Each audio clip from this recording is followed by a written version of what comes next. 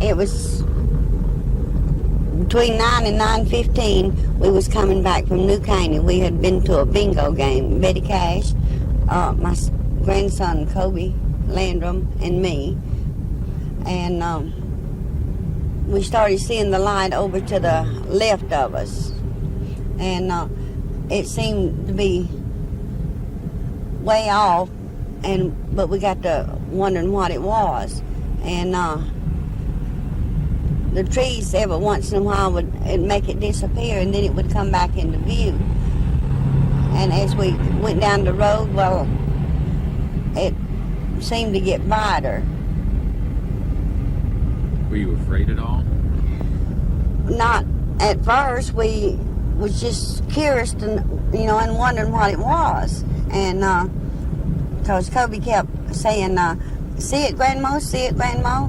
He'd say, see it, Aunt Betty. And so we said, yeah, we see it. And he'd say, what is it? And we said, well, we don't know, Did you estimate what color it was or how big it was? Well, it was, when we first saw it, it was about half as big as a water tower. And it looked, it was a big, bright, kind of glowing light, And so as we traveled on down the road, well, it disappeared, and then it come back into view. And Do you think it was following you at all? no, we were going toward where it was, and it was kind of like it was floating closer to the left of us. And so when we get down here, I'll show you exactly where it's at. Were there any other cars on this road with you? No, there was none. If it's, it was kind of cloudy and had been bad, and it was, when it's like that, there's not very many people travel through here, because it's, in the wintertime, people stay at home mostly. And what time of the year was this? it was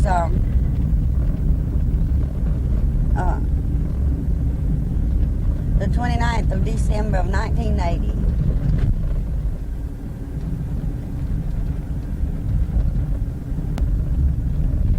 Got down here? Got on down here. What about you, Kobe? What did you think of all this? Well, it was scary. One of the things I never forget. Was the light bright? Yeah, it was bright. Have you ever seen anything that bright before? No, What would you say it looked like to you? it looked like a diamond. A diamond? Did it have any lights blinking on and off? No, Was it a white light? no, it looked like fire. It looked like fire? Were you scared at all? I'll tell you what, scarier than you would ever get. Was it making a big noise? Like a train It sounded like or a a jet? jet engine. Now, right on down, a little bit further down, right? About where that sign is? Just a little past that sign. Okay, can you hold the mic on? Yeah. Okay, now once we get past this sign, what began to happen? Pull on down a little bit further. Well, all at once I saw it when it come in to the left of us, and I screamed on down a little bit further, right along about here. And it was raining and everything. We couldn't pull over out of the road, but it's just like it come down, and it was just, hanging up there. And Was it blocking your path? So you well, couldn't go any further? I feel like if we had a went on, we would have burned up, because you could feel the heat from it. And it was about the size of a water tower. And when the fire would come out the bottom of it, it never did get only just, past, up above the treetops. You mean you saw something that there was actual flame shooting out of? Yes, sir. The flame, when it would come down, it would lift. And when it would let off, it would ease back like it was going to come down, Was it making a loud noise? Yes, sir. And when the flame would come way down, it sounded like, you've heard, let me explain it to you this way. Like when anybody's doing welding, you know how the sound, except it was loud, loud, loud. And when it would come down, well, that's when it would lift up, and it just sat there suspended. And Betty got out, Betty Cash, and walked past the front of the car because she was trying to find out what it was. Colby and me, we got out for about 2 or 3 minutes, I guess, and he was trying to get away from it to run. And I grabbed a hold of him and pushed him back in the car, and he grabbed a hold of me, pulling and screaming for me to get back in the car. And I got back in the car, and I was begging Betty to get back in the car because I felt like we were going to burn up. And so all I could think of, I've been raised that, the world will be destroyed by fire, And the whole area looked like it was, from the light of it, looked like that the whole woods was going to be set on fire. And Colby was screaming and everything, and I was afraid that he was going to have a heart attack. So I began to talk to him that, if he saw a big man, it would be Jesus, and he'd come to carry us to a better place. And he asked me, well, what about his papa? And I said, we'd go through Dayton and pick him up. That's all I could think of to calm him down enough that he wouldn't die, because I've always felt like that anybody could be scared enough that they would die. And I was scared, and he was scared, and Betty got back in the car, and she was scared. But when that last plane come way down, it lifted off, and it went over to the right of us. And it just gradually went up and went. It didn't foof off. It just, gradually went. And when it got out in our way, we started on down, and we could see it. But we saw helicopters. How many helicopters? And they were a lot of. They were more and more because helicopters kept coming, from all directions, and they were the kind that. Reason we was so curious about them, they had the double rotaries to them, the kind that I had never saw before. What happened when you got out of the car? Well, when I screamed for her to stop, if we'd have went on under it, we'd have burned up. And we got out in the car to see if we could figure out, what it was. And I think we got out in the car to run. But Colby was screaming and hollering and trying to get away from me, and I knew if I let him away, I don't know where I'd have caught him or not. So I grabbed him and pushed him back in the car. Was it threatening you at all? Coming toward you? No, it was just hanging there. And when the fire had come down, it would lift. And then when the fire had let up, it was like it was coming back down again. Was it hot? And it was hot. It was real hot. What happened to you? And, well, I didn't realize at the time anything was happening to me, except I was afraid. I got back, when we got back in the car, and I finally got Betty back in the car, and it lifted and went over to the right of us. We was on our way home. Well, I had a headache, and Betty taking a terrible headache. And Colby said he was burning, and it was just like we had been out in the heat and got sunburn. You know how the wind or anything will chap you in the wintertime and you feel like you're burning? Well, that's the way we felt. And I got home and put baby lotion on us, and by 1 o'clock we was blistered. And Betty, the lady that was with us, Betty Cash, she had big blisters on this side of her, on her neck and on her face, and it was big old knots. They hadn't come out into blisters.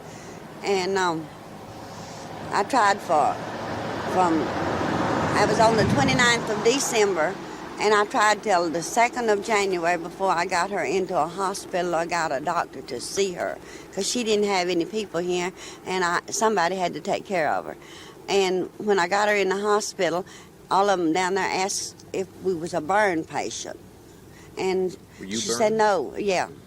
But I mean, I wasn't as bad as she was, so I felt like that I had to stay able to take care of Colby and to take care of her. What did the doctor say to you when he examined all three of you? Well, that's what he asked us, had we been burned? And we told him not, no, because we hadn't. We thought he meant like burn with fire or, something like that. And when Betty broke out in those big old blisters and all of her hair started falling out, well, they couldn't understand it, and he couldn't find out what was wrong with her. And so I knew it had to be something that happened with the object, because we were, all three of us, we had the same symptoms. We were hurt bad. Where were you hurt the worst? Well, just my eyes. Medically, what exactly happened to you and Colby? Did it hurt your eyes? It hurt our eyes, because my eyes swelled and they teared. When I'd go to sleep at night, next morning my pillow would be completely wet, and it looked just like they were just gonna deteriorate. What did it do to your skin? Well, same thing, the blisters, and then the blisters, when they started getting better, they were runny blisters, and it looked just like that my whole hand was gonna bleed, my arm. What did the doctors say when they examined you? They said it had to be some sort of radiation. From the symptoms that you were experiencing, Uh-huh. were you experiencing anything else besides the burns? Vomiting, and like him, he had no control over his bowels or his kidneys, and we couldn't eat, and we drank water. I mean, it was just like we were dying for a drink of water. We didn't want Coke, we didn't want nothing but water. We couldn't get enough water. When you came out of the car and looked and you saw this thing move away, what exactly went on when you saw it lift off? Well, I said, I was sitting back in the car. I had got back in the car, and I says, thank God it's going, And I says, let's wait a minute, and we'll be ready. Then maybe we can, get under it. So when it lifted, well, Betty cranked the car up, and we moved on under it. I mean, on down the road, because it had drifted over to the left of us. And that's when we began to see the helicopters. What kind of helicopters? Well, What made you think they were helicopters? because they sounded, the rotors and everything, you could hear the swish of them. You could hear the roar of them. And Did they you look could like see them. From a glow from the object, you could see the helicopters. this object? Was it suspended by a cable or something from one of the helicopters? We couldn't tell. But it, when it was hanging there, like it was going to fall, we could hear a beep, and it was a loud beep, a real shrill beep. How many helicopters were there in the air? Well, we didn't count them here. When we went on down, it's about 4 miles. We stopped and we counted the helicopters. I counted 22. 22 helicopters. Colby said, there's another one. And I said, yeah, that makes 23. But I actually counted 22. And I could have counted one once or twice maybe. But if they'd have been 8 or 10 of them, that big of helicopters, it would have been too many. Were they chasing this object? Well, they were. It was like as if they were around it and coming to it and everything. Like it was. This object was in trouble, and they were, maybe gonna, be there in case it fell or something. What happened then when you saw the helicopters and this object in the air? Well, it kept drifting off to the right of us. And when we got almost to Dayton, we could yet look back and see the object, the glow of the object. And there were yet helicopters coming and going toward it. What do you think all this was? I think it's something the government has, and it got out of control. You don't think it was a spaceship from another No, planet? You I think sure it was don't. Earth-bound? I think it was Earth.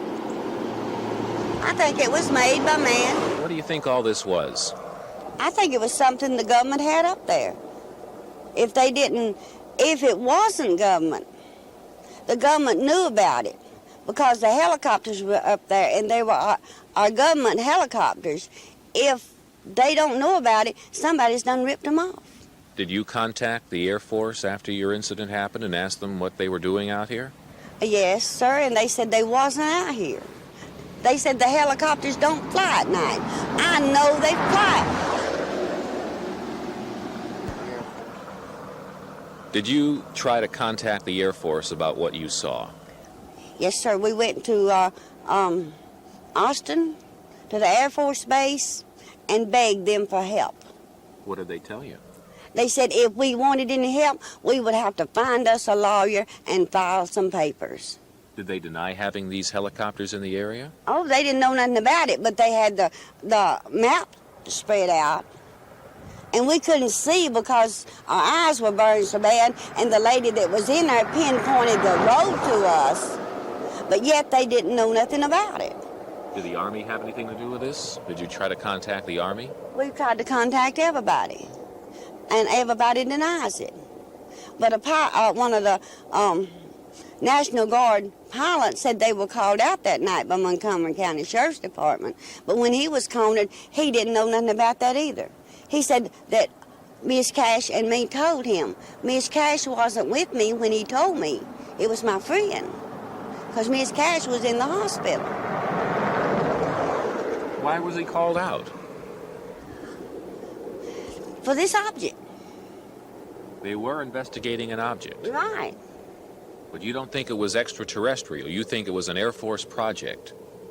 And they should be responsible for the damage they caused you and your family. Right. Well, if it wasn't put there by the government knew about it, and they have control over the airways, why didn't they stop it before it hurt us? What happened to Colby? Well, like I say, he got most of his hair come out, and he had this diarrhea, and had no control over his bowels or his kidneys.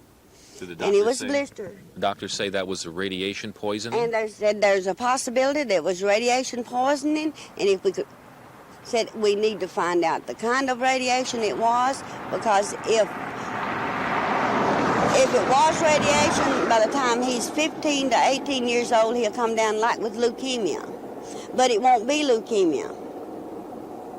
And if they was to treat him for leukemia, it could kill him because of the radiation that would be in his body. And did you tell the Air Force what your doctor told you? Yeah. And what did they tell you? They said, well, there was nothing they could do about it. And if we wanted to do anything about it, we'd have to, if we could find us a lawyer, we'd have to find us a civilian lawyer and file these papers. When you told the Air Force about this, did they absolutely, without a doubt, deny anything was up at all, or did they say no comment? Well, they wouldn't comment on it. But they didn't deny it. They didn't deny it. They didn't comment on it, no, they didn't deny it. And What do you plan to? That's serious. Colby could come down, in his later years. That could affect his health. What are you going to do? that's why I'm fighting now. What are you doing now? Well, I'm trying to find out what it was. If I can't find out what it was, maybe I can find out what kind of radiation it was putting out. Because we certainly didn't pull our hair out. We didn't burn ourselves. And I didn't injure my eyes to where I can't see out of one of them. And I sure wouldn't injure a little 7-year-old boy. Because I love him with all my heart. You still have marks on your hands. Right, and I'll carry them as long as I live, I guess. On my arms, on my feet.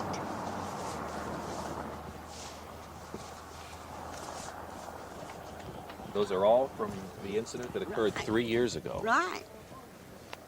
And think I don't have something to fight about? What about your eyesight? Well, I can't see none on the side vision of this eye. And it's just like I'm using one eye. I can't see how to read anymore. I can't drive the automobile no more. So when I have to go somewhere, I have to get either my daughter or my daughter-in-law or my grandson to carry me, or I walk. So when you and your grandma were driving down here, you saw that bright light, were you afraid?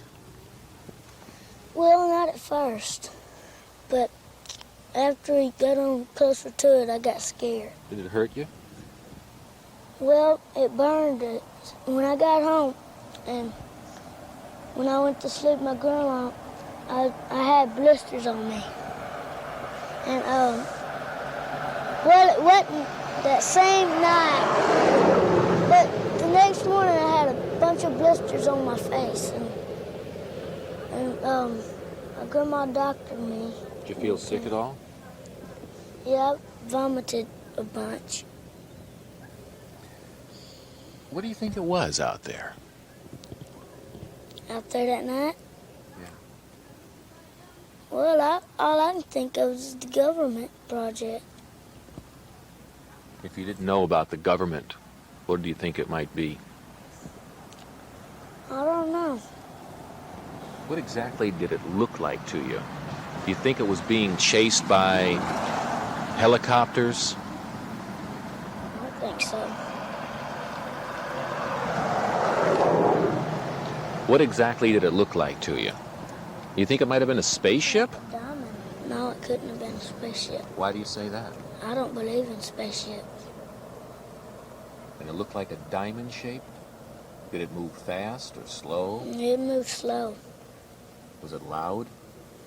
Yeah, it was loud. It sounded like a jet engine, but it sounded like about 5 jet engines put together. What did you see out there that night? Did you see helicopters? Yes, about 23 of them. What were they doing? They were right above the object. 23 helicopters. I mean, they're big helicopters. How big was that object, would you say? As big as a helicopter, or? Bigger than a helicopter, but as big as a water tower. And the helicopters were over it. What were they doing? Shining lights on it or anything? No, I believe they were guarding it. Did the helicopters have their lights on so you could see if they were Army or Air Force, or you could identify what they were? You couldn't really tell, but they was double rotary like the government's helicopters. Now those double rotary propellers are used by helicopters that haul around big things. They're transport carriers. Not green ones.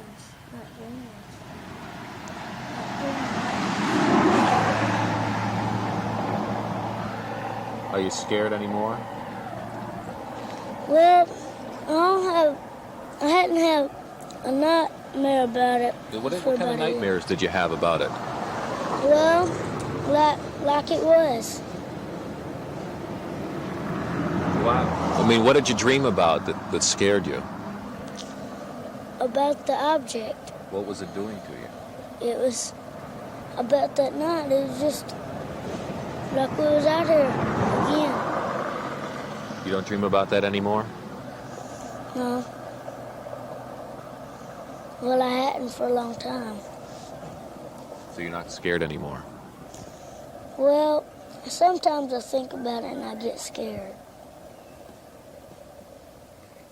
What do your friends at school think? Well, most of them don't believe me. Does that bother you?